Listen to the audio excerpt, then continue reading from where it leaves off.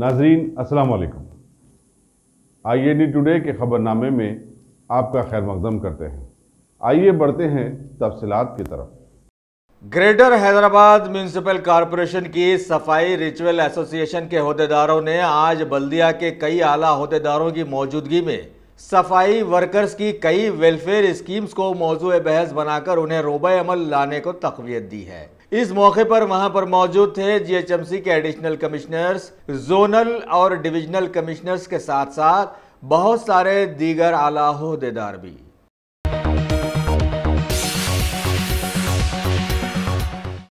तेलंगाना हज कमेटी की एक इत्तला के बमूजिब 2020 के आज़मीन हज के लिए फ्री ऑनलाइन सर्विसेज के तहत दरखास्तें दाखिल करने का इफ्तिताह 10 अक्टूबर बरोज़ जुमेरात 3 बजे दिन शहर हैदराबाद के हज हाउस में अमल में लाया जाएगा। चेयरमैन हज कमेटी मसीहुल्लाह खान ने बतलाया कि इफ्तिताही तकरीब में शिरकत के लिए रियासती वज़ीर दाखिला मोहम्मद महमूद अली ने हामी भर ली है। दीगर मेहमानों में शामिल रहेंगे माइनॉरिटीज़ वेलफेयर मिनिस्टर के ईश्वर, MLC M प्रभाकर, मजलिस इत्तेहादुल मुस्लिमीन के नामपल्ली के MLA जाफर हुसैन मेराज, नामपल्ली की कॉरपोरेटर ममता गुप्ता। इस मौके पर हज कमेटी के एग्जीक्यूटिव ऑफिसर B शफीउल्लाह ने रियासती आज़मीन से इस मौके से इस्तिफादा हासिल करने की अपील की है।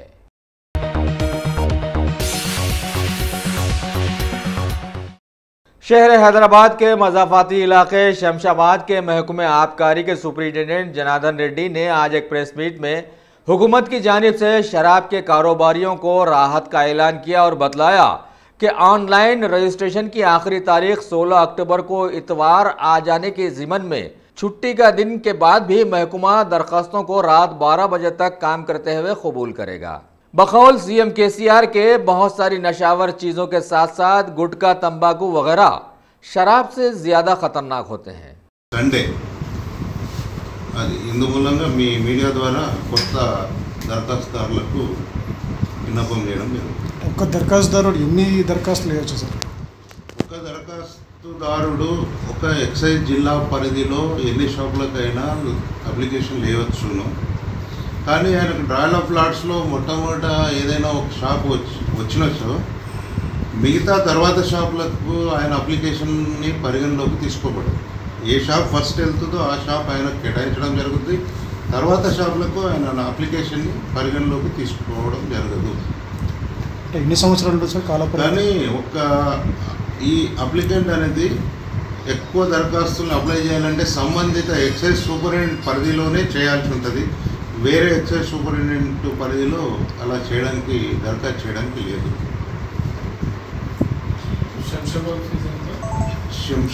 షేర్లింగంపల్లిలో ఉన్న మొత్తము టోటల్ 32 షాప్స్ ఫీజు సంబంధించి 1,10,00,000 ఒక సంవత్సరంకు, 2,20,00,000 2 సంవత్సరంకు నిర్ణయించడం జరిగింది।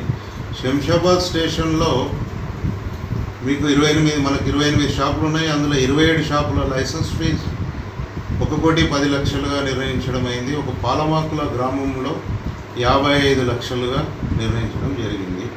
చేవెళ్ళ స్టేషన్లో ఒక 13 షాపులు, చేవెళ్ళ ప్రాపర్, శంకర్పల్లి, చిల్కూర్, షాబాద్ 12 షాపులకు 55 లక్షల లైసెన్స్ ఫీ చేయడం జరిగింది।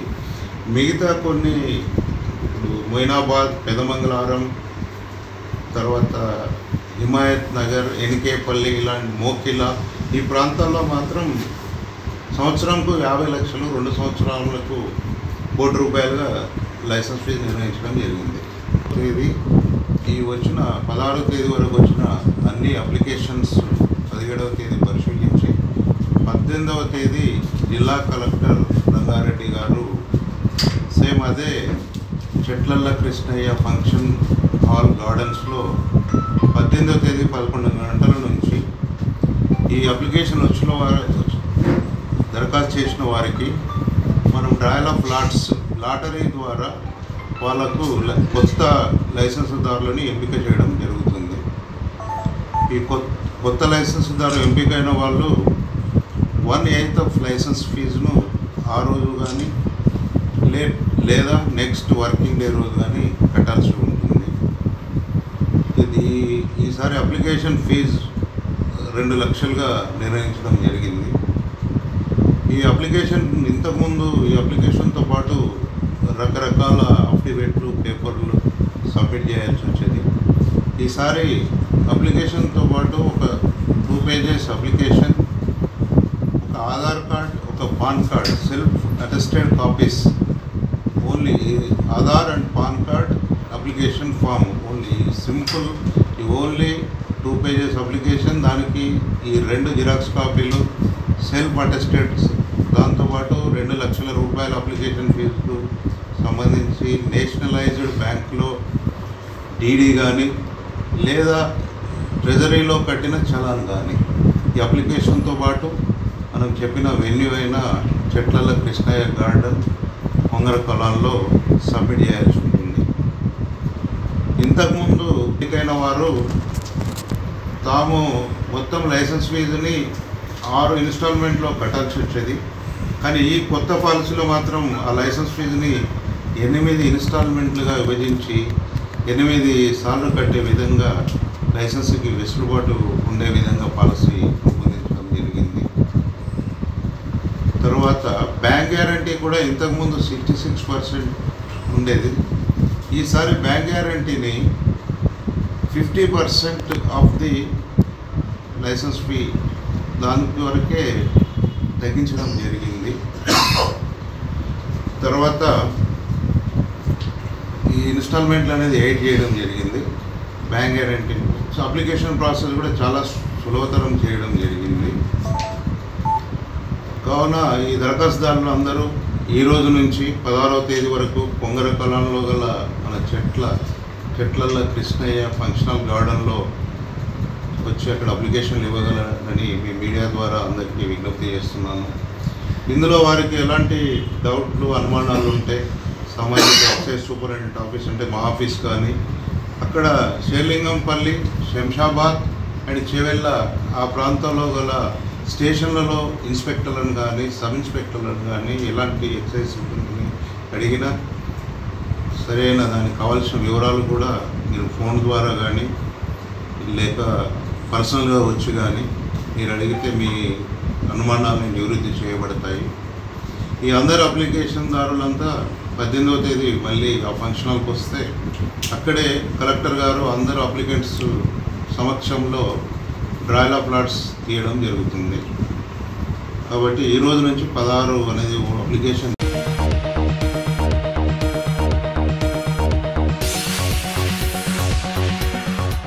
की सहूलत भी मौजूद है।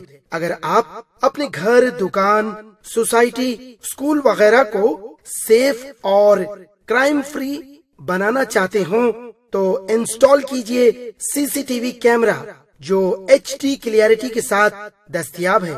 गुज़िश्ता 10 साल से मुल्क भर में अपनी इन तमाम खिदमात को जारी रखते हुए आपके एतमाद को बरकरार रखने वाला नाम top selection computers, Vijayanagar colony beside Riyan hotel Hyderabad. Director Syed Rashid Ali. Phone 9849715954। Top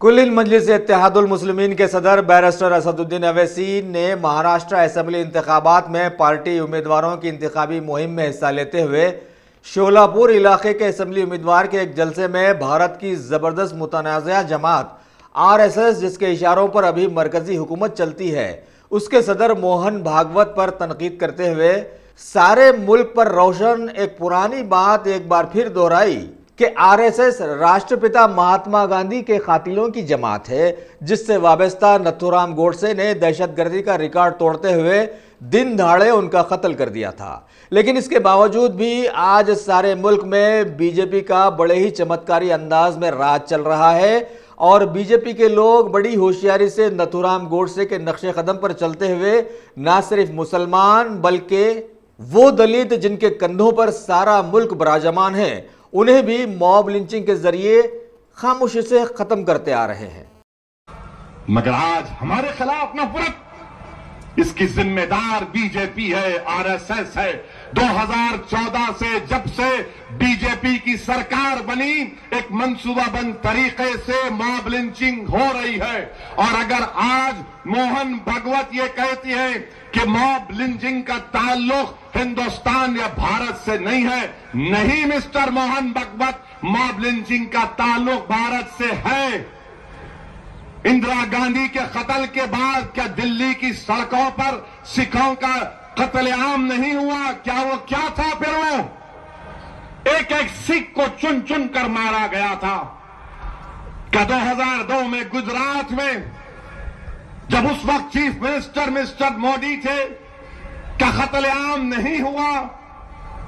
क्या एक लड़की जो हामिला थी, जिसको एक नहीं 15 लोगों ने रेप किया, उस लड़की के सामने उसकी मासूम बच्ची को सर पर फेंक कर उसको जान ली और उसके रेप के बाद उसका हमल साकित हो गया। उसको सुप्रीम कोर्ट ने आज कहा, सुनो मिस्टर भगवत, सुप्रीम कोर्ट ने कहा उसको 50 लाख दो। क्या था फिर ये मॉब लिंचिंग? अगर भारत का हिस्सा नहीं बनना चाहते तो रोको अपने लोगों को। क्या तबरेज को मारने वाले कौन है? गोडसे की औलाद अलीमुद्दीन अंसारी को मारा गया। कोर्ट ने उन मुल्जिमीन को सजा दी, बेल पे निकल कर आए, तो आपका मिनिस्टर जयंत सिन्हा फूल का हार पिनाता है। क्यों पिनाया मॉब लिंचिंग वालों को? इखलाक को मारने वालों का एक मुल्जिम मर गया तो उसके ऊपर हिंदुस्तान का हमारा तिरंगा उसकी जिस्म पर रखकर यूनियन मिनिस्टर जाकर उसके जिस्म पर फूल का हार रखता है। बोलो ये क्या है फिर? मेरे अजीज दोस्तों, अज़ां हो रही है, मैं अपनी बात को खत्म करूंगा। 21 तारीख को मजलिस का साथ दीजिए, बेखौफ होकर अपने वोट का इस्तेमाल करिए, डरने और घबराने की जरूरत नहीं है। इंशाअल्लाह ताला अल्लाह हमको कामयाब करेगा। अस्सलाम वालेकुम व रहमतुल्लाहि व बरकातहू।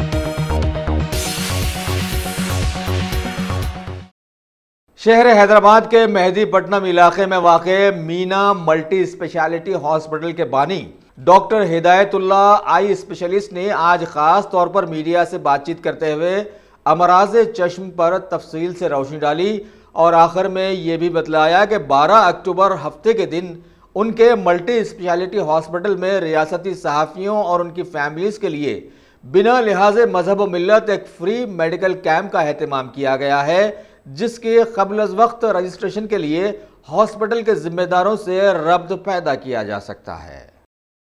अस्सलाम वालेकुम। Telangana Urdu working journalist federation और मीना मल्टी स्पेशलिटी हॉस्पिटल के इश्तिराक से एक free mega health camp Humayun Nagar Meena multi speciality hospital पर मुनक़िद किया जा रहा है। सारे जर्नलिस्ट, उर्दू एसोसिएशन के जितने भी जर्नलिस्ट हैं उनसे गुजारिश है कि वो इस कैंप से इस्तेफ़ादा करें और इस कैंप के दौरान free medical checkup, free cardiac checkup, free eye checkup के साथ साथ इसकी तखशीस जो होती है, यानी free blood test, echo, 2D echo, ECG और ज़रूरत पड़ने पर पेट का अल्ट्रासाउंड वगैरह भी मुफ्त किया जाएगा।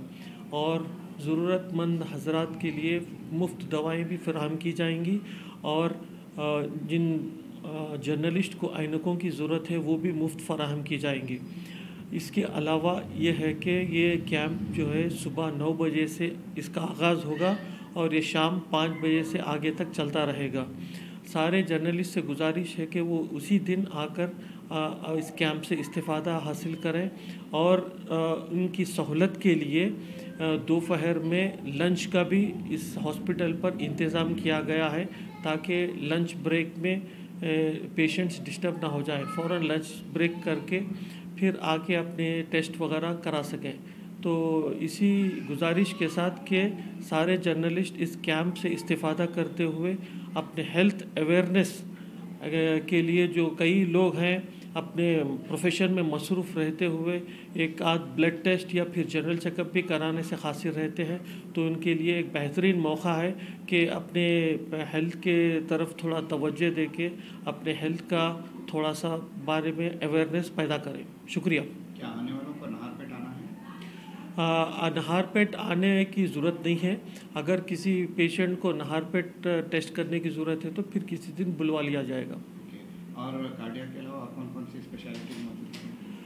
कार्डियक के अलावा इसमें जो है मसलन जो है ऑफ्थल्मोलॉजी है, जनरल फिजिशियन का चेकअप है, कार्डियक कंसल्टेशन का चेकअप है, और कुछ ख़वातीन होती हैं तो उनके लिए गायनेकोलॉजी और ऑब्स्टेट्रिशियन गायनेकोलॉजी का भी चेकअप है, और जो है जनरल सर्जरी का भी ज़रूरत पड़ने के लोगों को जो है ये इसका भी चेकअप होगा। और एक चीज़ ये है कि इसमें जो है जो लोग इस्तिफ़ादा हासिल करेंगे इस कैंप से, और इस कैंप में जो रजिस्टर करवाएंगे अपना नाम, उनको एक कार्ड इशू किया जाएगा जो 1 साल तक वैलिड रहेगा। तो वो 1 साल तक वैलिडिटी का मतलब ये है कि इस 1 साल में किसी भी प्रोसीजर या फिर ऑपरेशन की ज़रूरत पड़ती है तो उनको जो है 20% रियायत की जाएगी इंशाल्लाह।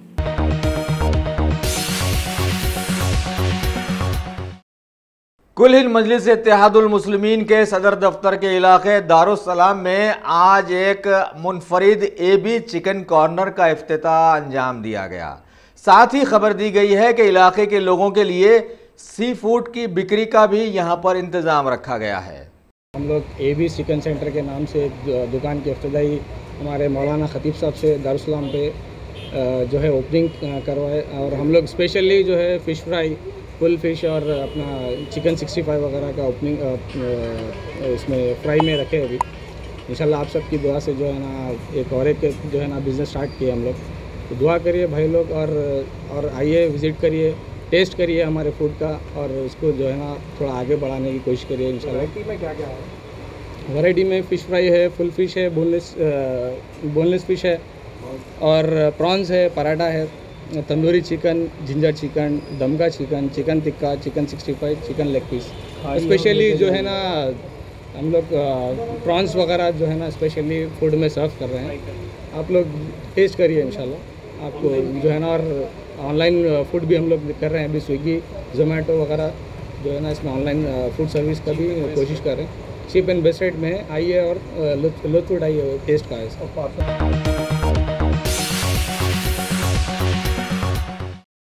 Telangana state road transport corporation यानी TSRTC के अहदेदारों की हड़ताल आज 5वें दिन में दाखिल हो गई है।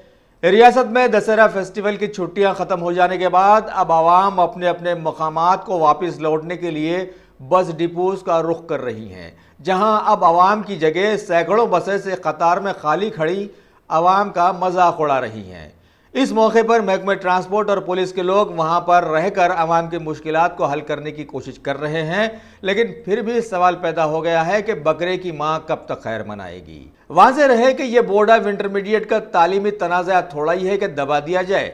वैसे बावसूख इत्तला के मुताबिक TSRTC की हड़ताल के चलते हुकूमत तालीमी इदारों की छुट्टियों को आगे बढ़ा देने का मंसूबा बना लिया है।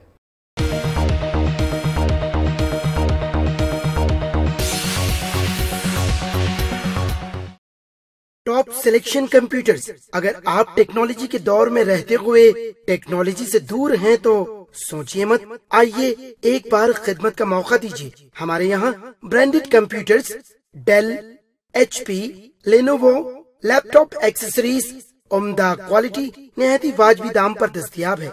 स्कूल, कॉलेज, कॉर्पोरेट, ऑफिस वगैरह में बल्क क्वांटिटी में सप्लाई की जाती है। इसके साथ साथ हमारे यहाँ माहिर टेक्नीशियंस की निगरानी में रिपेयर की सहूलत भी मौजूद है। अगर आप अपने घर, दुकान, सोसाइटी, स्कूल वगैरह को सेफ और क्राइम फ्री बनाना चाहते हो तो इंस्टॉल कीजिए CCTV कैमरा जो HD क्लियरिटी के साथ दस्तयाब है। गुज़िश्ता 10 साल से मुल्क भर में अपनी इन तमाम खिदमात को जारी रखते हुए आपके एतमाद को बरकरार रखने वाला नाम top selection computers, Vijayanagar colony beside Riyan hotel Hyderabad. Director Syed Rashid Ali. Phone 9849715954। Top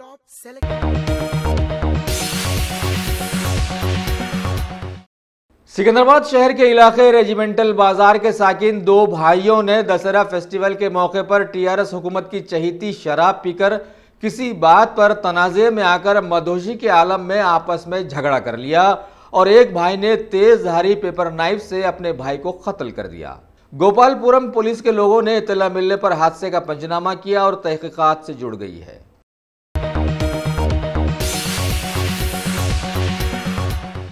मुल्की स्टार बैडमिंटन खिलाड़ी पीवी सिंधु की आज केरला ओलंपिक एसोसिएशन की जानिब से एक तहनीती तकरीब मुनक्किद की गई और उनके खेल को बहुत ही अच्छे अंदाज में सराहा गया।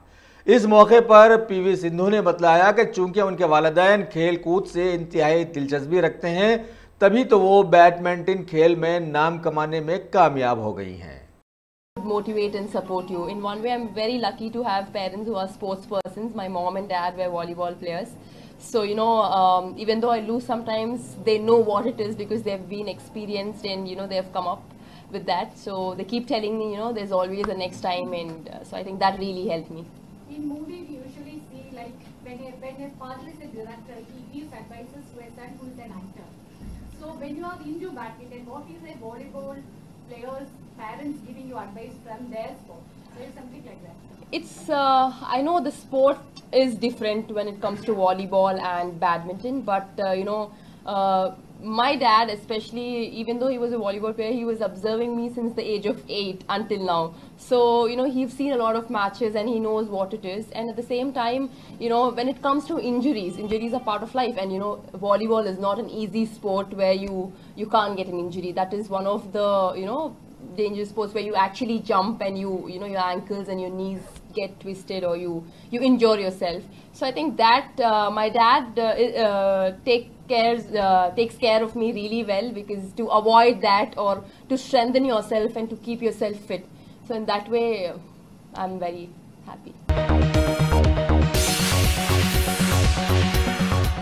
खांगी हज व उमरा टूर ट्रैवल्स होटलों और रेस्टोरेंट्स के अलावा इस सनत से जुड़े इदारों के लिए 2 रोज़ा इंडिया हज उमरा एक्सपो 2019 12 और 13 अक्टूबर को KLCC convention centre airport road Shamshabad में मुनक्किद होगा। एक्सपो के CEO शेख ताजुद्दीन ने मीडिया से बातचीत करते हुए कहा कि इस एक्सपो में मुल्क भर से टूर ऑपरेटर्स शिरकत करेंगे। गुज़श्ता साल भी ऐसा एक्सपो मुनक्किद हुआ था, जिससे हज व उमरा के खांगी टूर ऑपरेटरों को बहुत फ़ायदा हुआ। उन्होंने कहा कि वो चाहते हैं कि टूर ऑपरेटर्स को सऊदी ख़वानीन और वहाँ हाजियों को दस्तियाब सहूलतों से इस सनत से वाबस्ता अफराद को आगाह किया जाए। शेख ताजुद्दीन ने बताया कि वज़ीर टूरिज़्म वी श्रीनिवास गौड़ इस एक्सपो का इफ्तिताह करेंगे, जबकि वज़ीर दाखिला मोहम्मद महमूद अली मेहमान खुसूसी होंगे। मेरा नाम महमूद बिन सईद बावज़ीर है।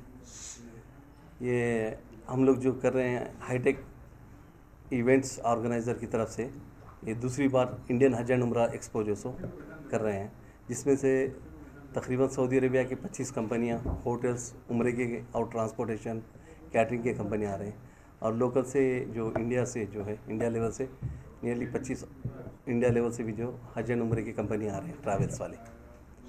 तो इंशाल्लाह ये साल हम लोग एक्सपेक्ट नियरली 3 से 4 हज़ार पब्लिक एक्सपेक्ट कर रहे हैं विजिटर्स, और नियरली 50 अबव जो सो एग्जिबिटर्स हैं।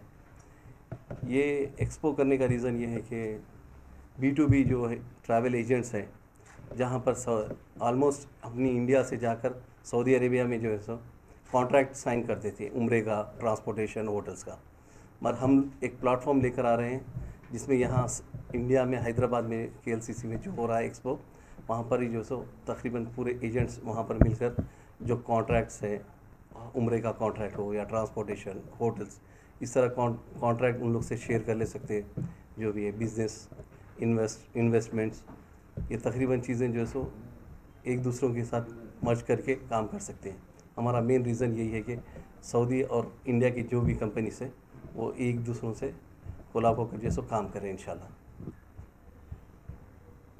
और 12 और 13 अक्टूबर को ये कर रहे हैं, जिसमें हम लोग ऑर्गेनाइज़र जो है मिस्टर तकीउद्दीन साहब और महमूद बिन सईद और ख़यूम पाशा साहब और मोहम्मद ख़यूम साहब, ये 4 जो सो पार्टनर्स हैं।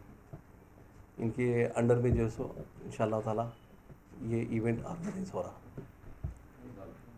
भी आ रहे हैं, और तेलंगाना टूरिज़्म भी जो सो इन्वॉल्व है ये एक्सपो में इंशाल्लाह। 11 बजे सुबह मॉर्निंग 11 o'clock ओपनिंग सेरेमनी है इस एक्सपो की इंशाल्लाह से।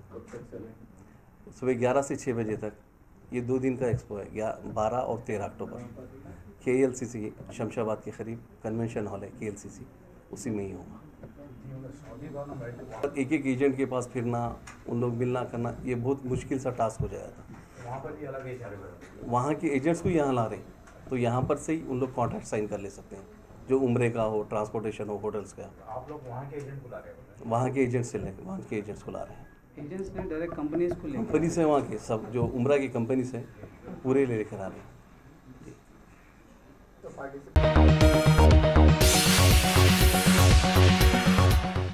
कर्नाटक असेंबली का इजलास कल शुरू हो रहा है। अपोजिशन ने सैलाब की सूरत से निपटने में हुकूमत की नाकामी पर बीजेपी को घेरने का मंसूबा बनाया है। गुज़िश्ता जुलाई में इख्तियार संभालने के बाद असेंबली का ये दूसरा इजलास है। हुकूमत का कहना है कि 3 रोज़ा इजलास में बजट पर बहस और उसकी मंजूरी अमल में आएगी।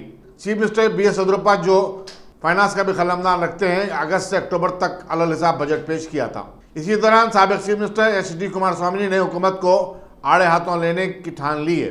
साबिक वज़ीर-ए-आज़म HD देवेगौड़ा बेंगलुरु में कल हुकूमत के खिलाफ निकाले जाने वाली रैली की क़यादत करेंगे।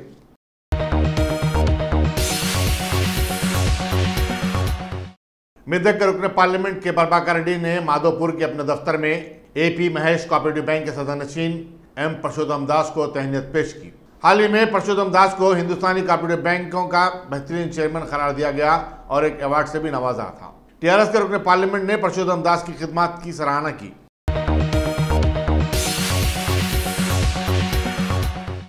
कई दहाकों के बाद ईरानी खवातीन कल पहली मरतबा फुटबॉल के मैच का मुशाहिदा करेंगी। फीफा ने सिर्फ मर्दों की पॉलिसी के खिलाफ ईरान को फीफा से खारिज कर देने की धमकी दी थी।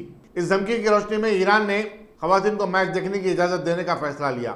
इस्लामी जमहूरिया ईरान में 40 साल कबल ईरानी खवातीन के फुटबॉल स्टेडियम में दाखिले पर पाबंदी लगा दी गई थी। फुटबॉल के आलमी इदारे फीफा ने ईरान से गुज़िश्ता माह कहा था कि अगर ये पाबंदी नहीं हटाई गई तो ईरान को फीफा से ही खारिज कर दिया जाएगा। खवातीन कल तेहरान के आज़ाद स्टेडियम में कंबोडिया के खिलाफ मैच का मुशाहिदा करेंगी। ईरानी वजारत स्पोर्ट्स ने कहा कि 1 लाख की गुंजाइश वाले स्टेडियम में खातून शायकीन का खैर मकदम किया जाएगा। कल के मैच देखने के लिए ईरानी खवातीन टिकट हासिल करने के लिए एक दूसरे पर सबकत ले रही हैं। 3500 खवातीन कल के मैच का टिकट लेने में कामयाब हो गए हैं। इनमें शामिल खातून राहा बोरबख्श ने, जो स्पोर्ट्स जर्नलिस्ट भी हैं, कहा कि उन्हें यकीन नहीं होता कि वो कल मैच देखने जाएंगी। खवातीन मैच देखने के लिए दूर दराज के इलाकों जैसे मगरबी सूबे अहवाज से भी आ रही हैं। स्टेडियम में 150 खातून पुलिस वालों को भी तैनात किया गया है। तेहरान की सड़कों पर भी अवाम ने बताया कि वो खवातीन को स्टेडियम में दाखिले देने की इजाज़त का खैर मकदम करते हैं।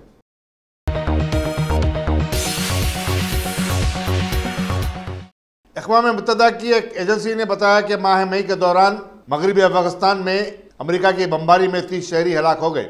अमेरिकी अफवाज ने फौरी इसकी तरदीद की। अफगानिस्तान में अक़वाम मुत्तहिदा के इमदादी मिशन ने 4 माह की तहकीकात के बाद अपनी रिपोर्ट जारी की और उन मकामात की भी निशानदेही की जहां अमेरिका ने बर्बरियत का मुजाहरा किया था। रिपोर्ट के मुताबिक 30 महलूकीन में 14 बच्चे और 5 खातून भी शामिल थीं। अमेरिका ने 2017 में भी तालिबान की तरफ से चलाए जाने वाले ओपियम प्रोसेसिंग प्लांट पर भी बमबारी की थी।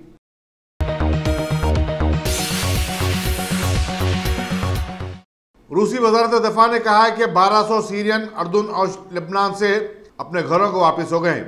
दूसरी तरफ सीरियन हुकूमत ने दावा किया कि उसने मुल्क के बेशतर इलाकों पर अपना कब्जा दोबारा जमा लिया है।